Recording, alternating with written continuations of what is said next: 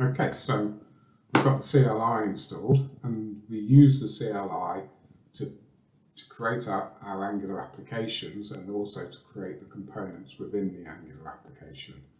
So let's create our first Angular application. So back here in the docs that I've still got open, it's got the instructions here for how to create your first Angular application here.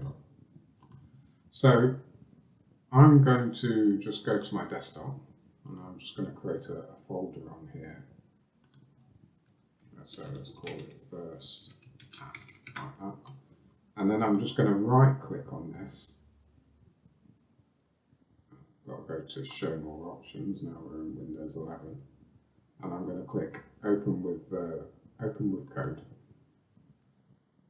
And what that's done is it will open my Visual Studio Code now in that folder. So as we can see here in the folder Explorer over here, it says first app, so that's the folder that I've just created.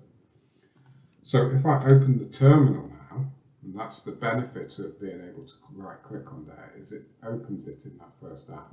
So if we go back to the instructions, it says what you have to type is ng new and then the name of your project. So if I do ng new and I can call it first Angular app, like that. Call it whatever you want and hit enter.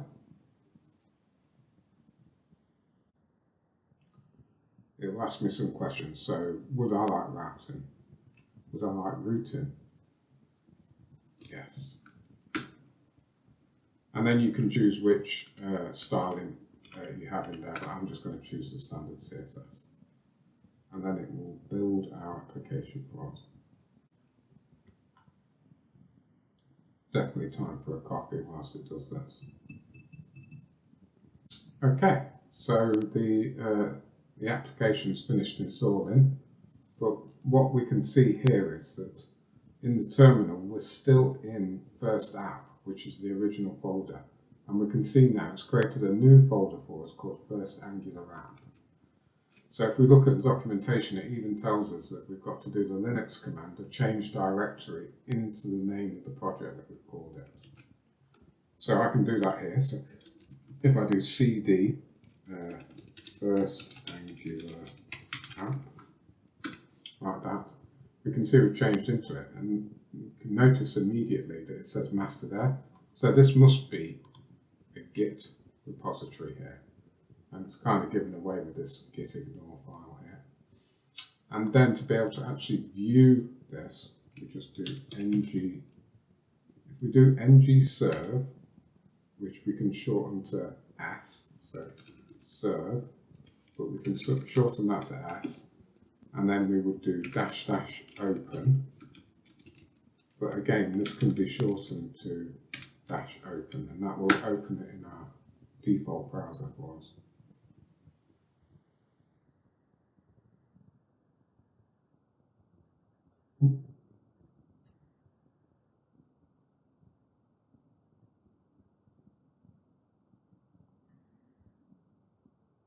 So here we go, we've got our first ever Angular application built, fully functioning web page. Now we could publish that if we wanted to.